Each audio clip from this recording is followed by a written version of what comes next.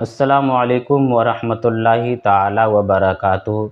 नाज़रीन मोहतरम, हमारे एक करम फरमा बापू ने मुझसे सवाल किया कि अगर हालत नमाज में कपड़े को सीधा किया जाए तो क्या उसकी नमाज होगी या नहीं होगी।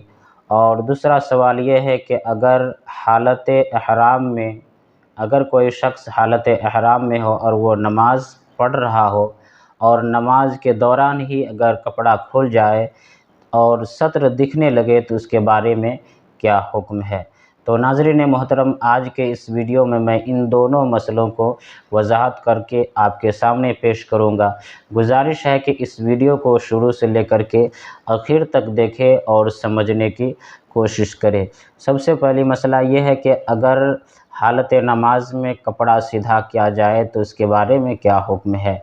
तो सबसे पहले बात आप ये समझें कि अगर कोई शख्स नमाज पढ़ रहा हो और रुकू की हालत में या सजदा की हालत में कपड़ा सीधा करे, या रुकू से खड़ा होते वक्त अगर कपड़ा सुरीन से चिपक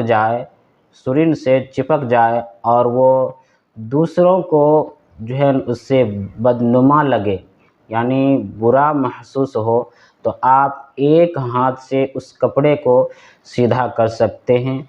एक हाथ से सीधा करने में कोई हर्ज नहीं है, एक हाथ से सीधा करने में कोई हर्ज नहीं है। अगर नमाजी हालत नमाज में ज़रूरत के तहत वो कपड़े को सीधा करता है तो उसके नमाज में कोई हर्ज नहीं, बेला कराहत उसकी नमाज हो जाएगी। हाँ, लेकिन अगर हालत नमाज में कपड़ा सीधा करते करते अगर अमले कसीर पाया जाए तो उसकी नमाज हो जाएगी।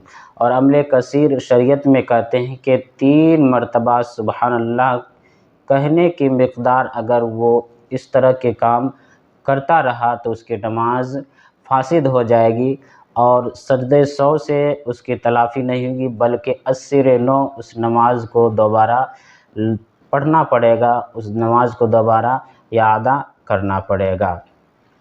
और दूसरा मसला ये है कि अगर कोई शख्स हालत एहराम में हो और अगर कपड़ा खुल जाए और सत्र दिखने लगे तो उसके बारे में क्या हुक्म है। तो उसके बदमुकाबिल यहाँ पर ये फरमाया गया है कि मर्द के पेट और पीठ और दोनों पहलू ये सत्र में दाखिल